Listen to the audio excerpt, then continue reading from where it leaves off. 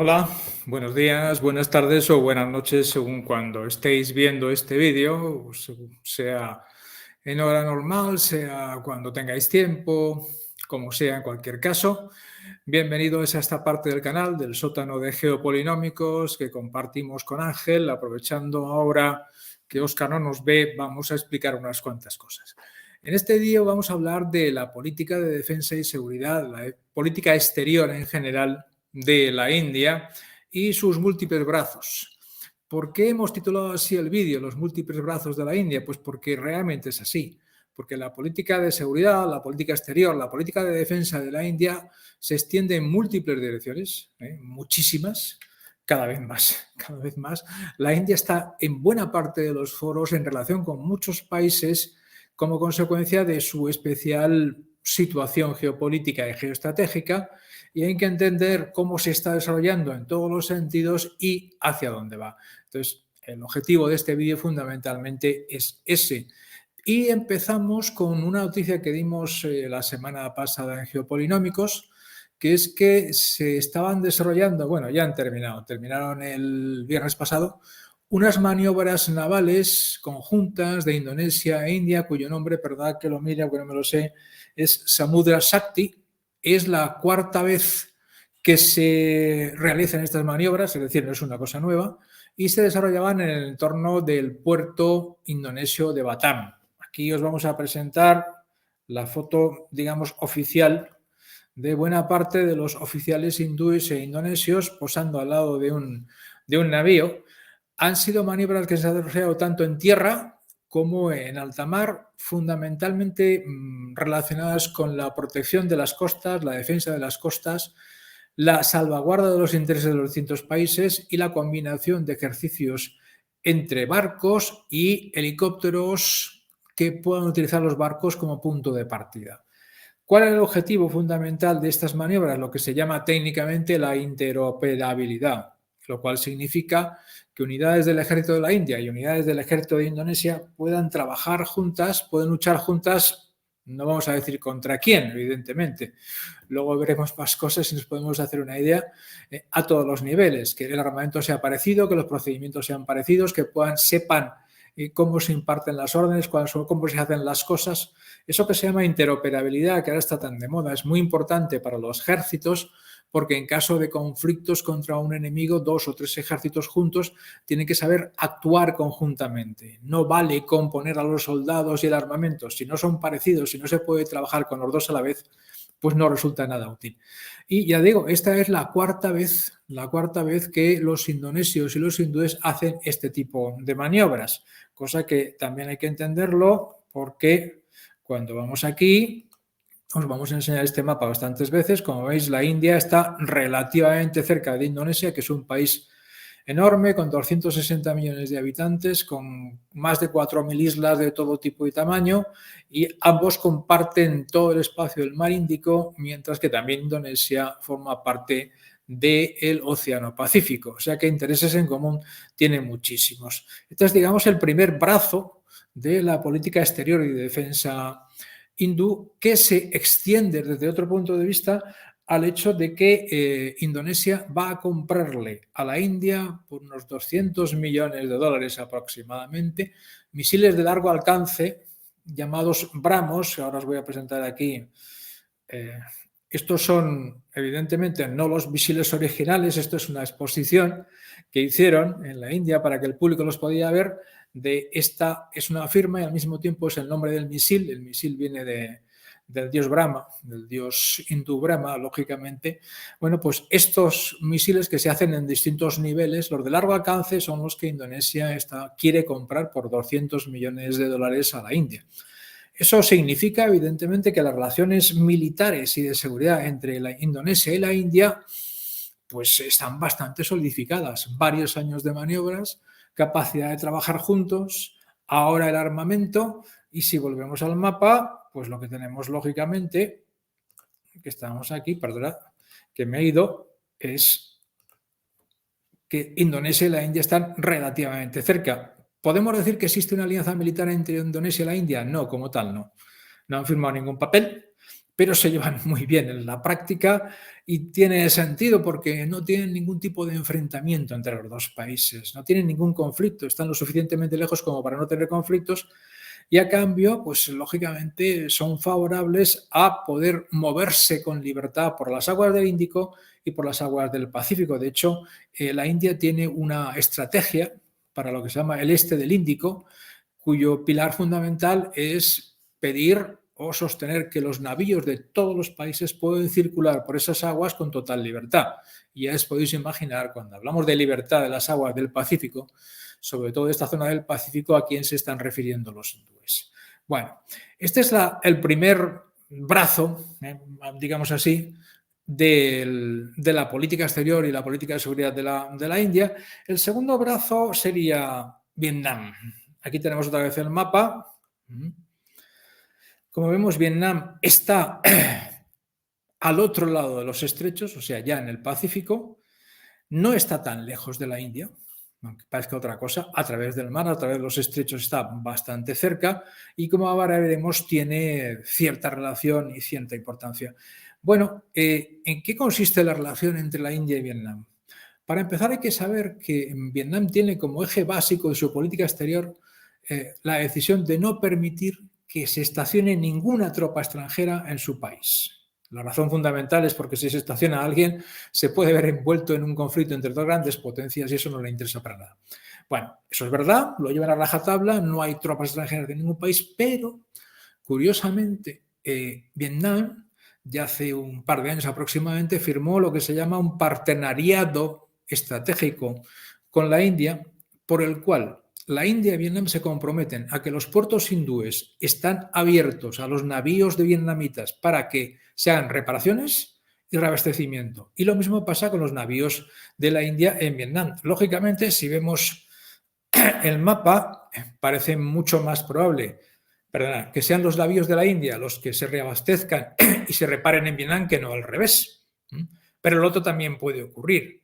Por tanto, a la India le interesa tener esos puertos abiertos porque si su flota quiere patrullar o hacer maniobras o extenderse por el Pacífico, el punto de apoyo perfecto es Vietnam y evidentemente quiere hacerlo.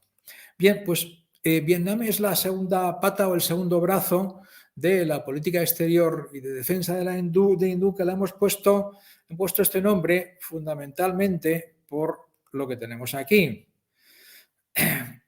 Este es Kartikeya, el hijo de Shiva, el dios de la guerra en el panteón hinduista. Como veis, tiene muchos brazos y muchas cabezas, cosa que pasa también con bastantes representaciones de dioses hindúes, pero en este caso es muy adecuado. En este caso, para nosotros representa los distintos brazos de la política exterior y la política de defensa de la India y las distintas cabezas que miran hacia sitios distintos. Desde la perspectiva de la India, el centro es la India, pero todo lo demás está repartido. Bueno, pues Kartikeya representa bastante bien la forma en que la India está desarrollando su política exterior.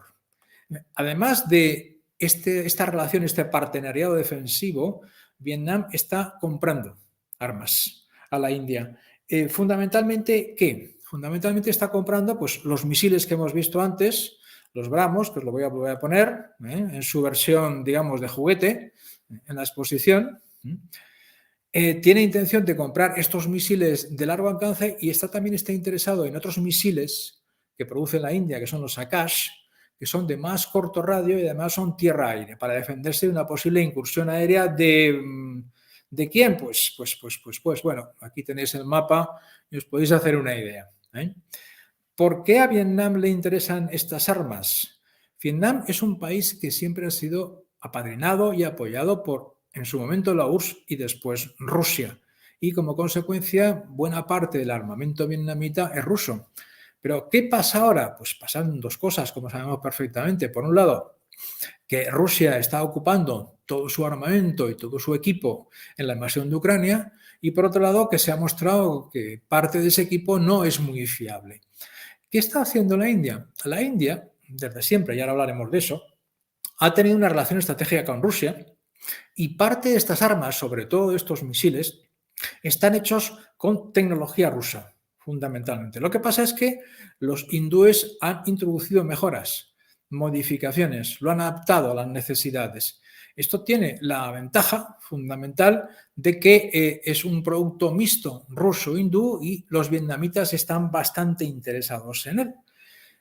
Fundamentalmente, ¿por qué? Por lo que he dicho, porque ahora mismo Rusia no se lo puede suministrar mucho y además porque como al estar hechos con tecnología de base rusa, los ejércitos, las fuerzas aéreas y las fuerzas terrestres vietnamitas saben utilizarlos, saben repararlos, las piezas son similares, etcétera, etcétera. Pero ahora la India los produce y Rusia prácticamente no puede producirlos.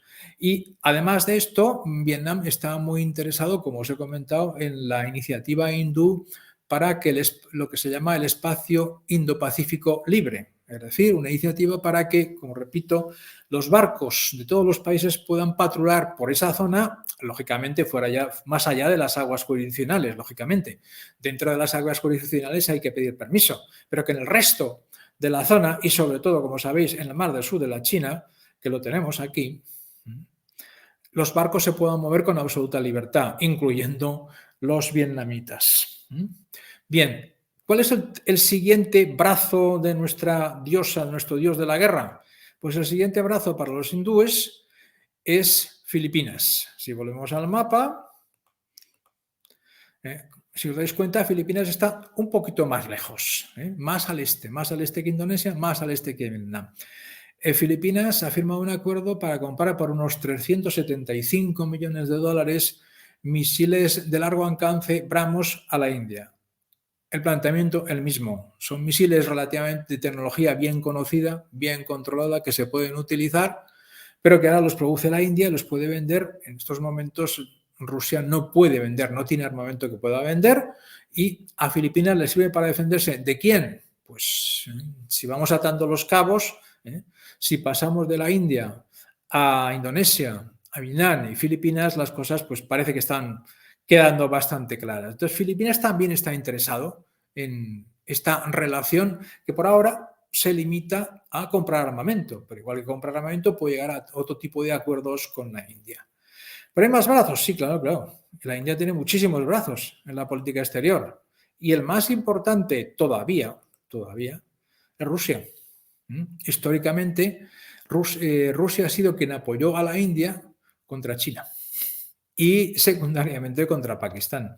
Los enfrentamientos entre Pakistán y la India han estado marcados por el apoyo que China ha dado a Pakistán y que Rusia ha dado a la India. En su momento la URSS, después Rusia y sigue siendo así. ¿Qué relación tiene la India con Moscú? Pues una relación muy, muy fluida. La India no sigue el boicot occidental para nada, además no le importa lo más mínimo porque como la economía hindú está bastante cerrada, pues la posibilidad de que haya sanciones que afecten a los hindúes es muy pequeña. Como sabéis, India está comprando petróleo ruso en grandes cantidades, se ha incrementado como un 70 o un 80% con respecto al año anterior, a precios muy baratos que no nos dicen cuál es, y no sabemos para qué utiliza todo ese petróleo. No sabemos si lo consumen en la India, que no es muy probable, o lo refinan y lo venden en otro sitio. Cualquiera sabe esos productos, esos derivados del petróleo, gasolinas, gasóleos, etcétera, etcétera, dónde van a parar. Y esa relación es estable. La India no tiene ni la más mínima intención de separarse de Rusia en este aspecto, en el aspecto económico. Y luego la otra relación que os la hemos comentado antes es la relación armamentística. Todavía ahora casi la mitad del equipo y el armamento que la India compra lo compra en Rusia. ¿Pero qué está haciendo? Está desarrollando su propia industria, su propia I+D para mejorar los productos rusos, introducirles tecnología india con dos objetivos fundamentales. Primero, poder vender más armas y dar origen a una industria armamentística nacional, hindú, relativamente fuerte. ¿Por qué puede hacer esto la India? Pues por dos razones. Primero, como los costes de producción, sobre todo mano de obra, es bastante más baja en la India que en otros países de otras áreas, Corea del Sur, Australia, Estados Unidos, etcétera, etcétera, pues por ejemplo los BrahMos supersónicos no llegan a los 5 millones de dólares, que supongo que en términos de armamento debe ser muy poco, a mí me parece una barbaridad.